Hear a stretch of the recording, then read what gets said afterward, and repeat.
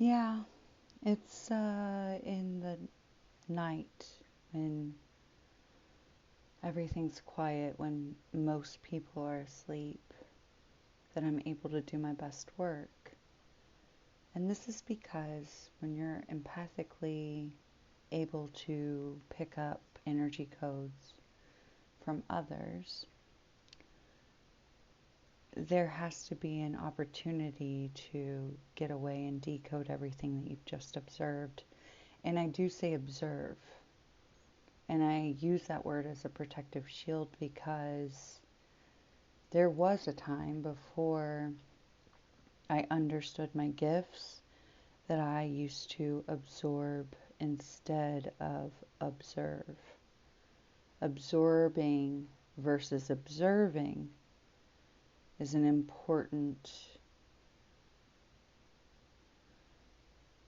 association or de-association. I'm not sure, but that was the most extreme beneficial expansion in my learning to defer, because if you take on or in other people's issues and their energy or their patterns, you become beholden to that frequency, and it takes much more work to refine and transmute lower frequency, especially if you're naturally high frequency.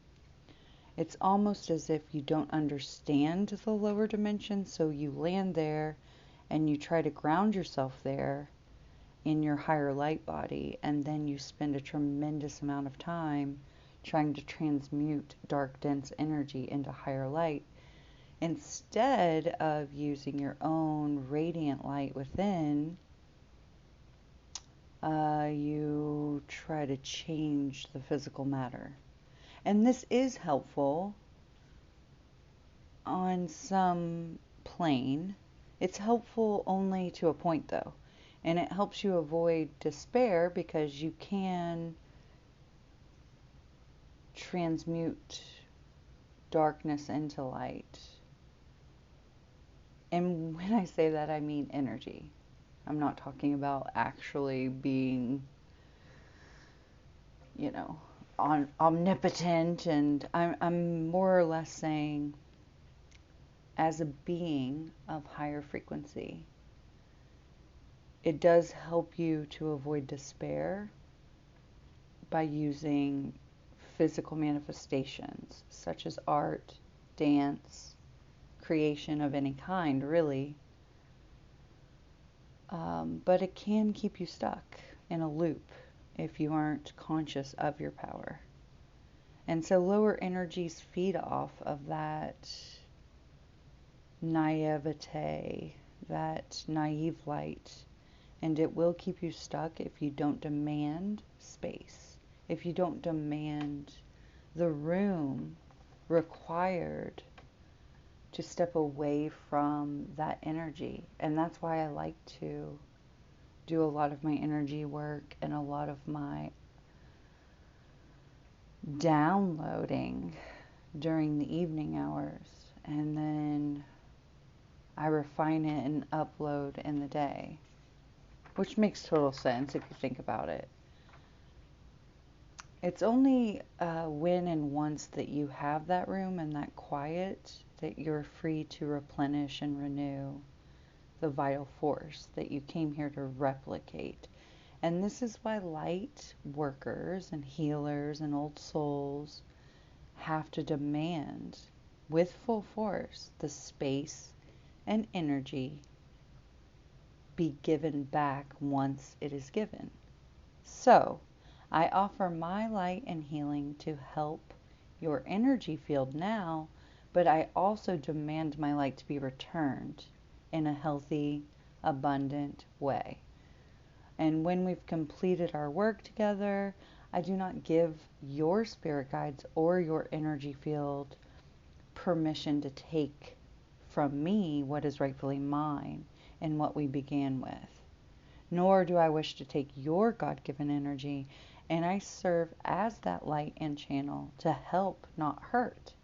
So, if you receive the assistance that I'm offering, you must say, yes, I will allow your assistance, and I agree to give it back in plenty once I have healed. So that's sort of the script I'm working with right now when I'm tapping in to assist with another person's healing. We all need healing. I need healing. Yet, what I've learned along the way is that I would need a lot less healing had I not given over everything when I tried to heal. So you have to actually set some parameters and boundaries before you go into the work so that you don't end up completely diminished spiritually and energetically. And it's at this point that I'm able to enter the energetic auric field if I'm given that permission and I'm provided through the divine source tools which will help and heal people. But this can only really happen through a series of levels. So energetic fields. And it really is dependent upon the client or the asker's ability to allow in the healing. So, interestingly enough, the more appointments or sessions would be required for somebody that's actually in a resistant, non-accepting mind frame. The more open you are to the healing, the easier it is to heal. So it's those who are coming from a very resistant, energetic ability. And a lot of these people are, tend to be non-spiritual or don't have a committed practice of self-healing or understanding of meditation and the importance of exactly what I'm talking about, which is boundaries, keeping your own auric field secure. And it's people that don't have a secure auric field that need the most help. And unfortunately, they're the people that are the hardest to convince of the worth of this work, which it is what it is, but it's going to cost more down the line if you're not doing this work starting really young. So it's preventative healthcare, really. At the end of the day, it's like flossing your teeth so you don't have to go to the dentist as often. It's like exercising so that you keep your body healthy so that you don't have as much disease down the line. And those who are resistant are the ones who actually I end up having to charge the most.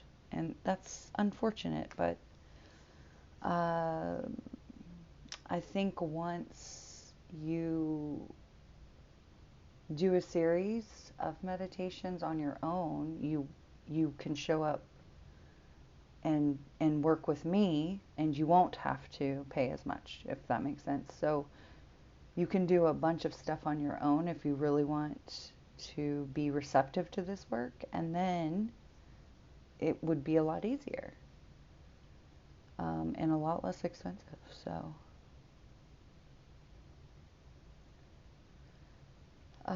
yeah,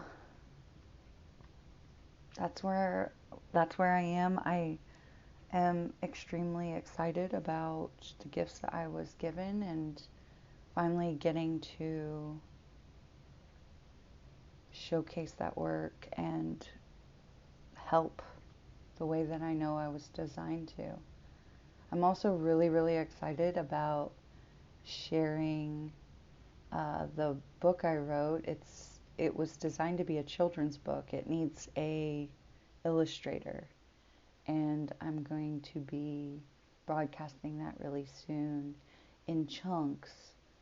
I tried to put some fun sound music to it, and I am realizing that I definitely need some professional sound engineers if I'm going to do that. It's been really fun to play with, but it's called Time Travel for the Star Children, and it really deserves a beautiful illustrator. I'm excited to share that really soon. So thanks for listening. And yes, I am accepting clients, but there are some definite questions that I would need to ask you before entering into that work. I'm only really accepting clients that are ready for the work. So thanks so much, and I'm wishing you all the love and light. Connect, create, educate. Unlock your limitless potential. Be the flow.